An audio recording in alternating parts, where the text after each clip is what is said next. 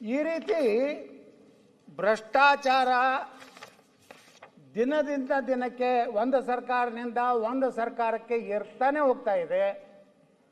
ಅವಾಗ ಬೊಮ್ಮಾಯಿ ಸರ್ಕಾರ ಇದ್ದಾಗ 40% ಸರ್ಕಾರ 40 CM ಏನು 40 CM ಸರ್ಕಾರ ಅಂತೇಳಿ ಅಪವಾದ ಮಾಡ್ತಿದ್ರು, ಟೀಕೆ ಮಾಡ್ತಿದ್ರು.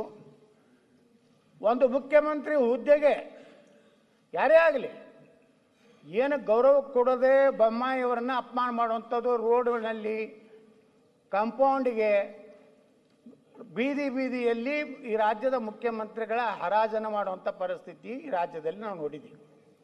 ಈಗ ಅವರೇ ಅಧಿಕಾರಕ್ಕೆ ಬಂದಿದ್ದಾರೆ, ಅವರೇ ಕುರ್ಚಿ ಮೇಲೆ ಕೂತಿದ್ದಾರೆ. ಆ 40% ಅಂತ ನೀವೇನು ಹೇಳ್ತಾ ಇದ್ರಲ್ಲ, ಆ 40ರಿಂದ 100ಕ್ಕೆ 100 ಭ್ರಷ್ಟಾಚಾರ ಅಂತ ಹೋಗೋದು ಸಾಧ್ಯ ಇಲ್ಲ.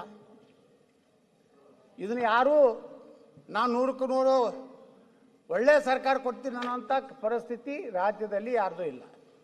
ನಾವು ಒಪ್ಕೋತೀನಿ. ಆದರೆ 40% ಅಂತ ನೀವೇ ಏನು ಟೀಕೆ ಮಾಡಿದ್ರಲ್ಲ, ಅದಕ್ಕಿಂತ ಕಡಿಮೆ ಮಾಡುವಂಥ ಪ್ರಯತ್ನ ಏನು ಮಾಡಿದ್ರಿ? ಅವಾಗ ಯಾರೋ ಒಬ್ಬ ಕಾಂಟ್ರಾಕ್ಟ್ ಗುತ್ತಿಗೆದಾರ ದಿನಾಲೂ BJP ವಿರುದ್ಧ ಅವಾಗ ಎಷ್ಟು ಅವ್ರ ಬಗ್ಗೆ ಕಳಕಳಿ. ಆ ಗುತ್ತಿಗೆದಾರ ಅಧ್ಯಕ್ಷ ಏನು ಕೆಂಪೇಗೌಡ ಏನೋ ಇದೆ ಅವ್ರ ಹೆಸರು,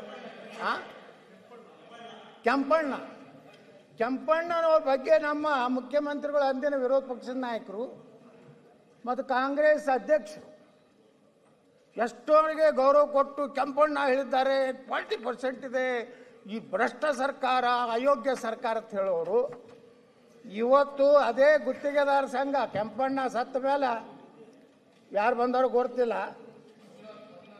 ಮಂಜುನಾಥ್ ಅವರು ಹೇಳಿದ್ದನ್ನು ಸಹ ನೀವು ಒಪ್ಕೋಬೇಕಾಗ್ತದಲ್ಲ. ಎಂದು ಕೆಂಪಣ್ಣನ ನೀವು ಒಪ್ಕೊಂಡಿರಲ್ಲ, ಇವತ್ತು ಮಂಜುನಾಥರು ಭ್ರಷ್ಟಾಚಾರ ನಡೆದಿದೆ ಒಪ್ಕೋಬೇಕು. ಮುಖ್ಯಮಂತ್ರಿಗಳು ಕರೆದು ಮಾತಾಡಬೇಕು, ಏನಪ್ಪ ಎಲ್ಲೆಲ್ಲಿ ಈ ರೀತಿ ಕರಪ್ಷನ್ ನಡೆದಿದೆ. ಇವತ್ತು ನೋಡಿ ಅಧ್ಯಕ್ಷರೇ, ಏನು ಇವತ್ತು ಎಷ್ಟು ಇವತ್ತು ನಮ್ಮ ಗುತ್ತಿಗೆದಾರರ ಬಾಕಿ ಇದೆ ಅನ್ನೋಂಥದ್ದನ್ನು ಪೂರ್ತಿ ಇವತ್ತು ಮಾಹಿತಿ ಕೊಟ್ಟಿದ್ದಾರೆ. ಅವರು ಇವತ್ತು ಎಷ್ಟು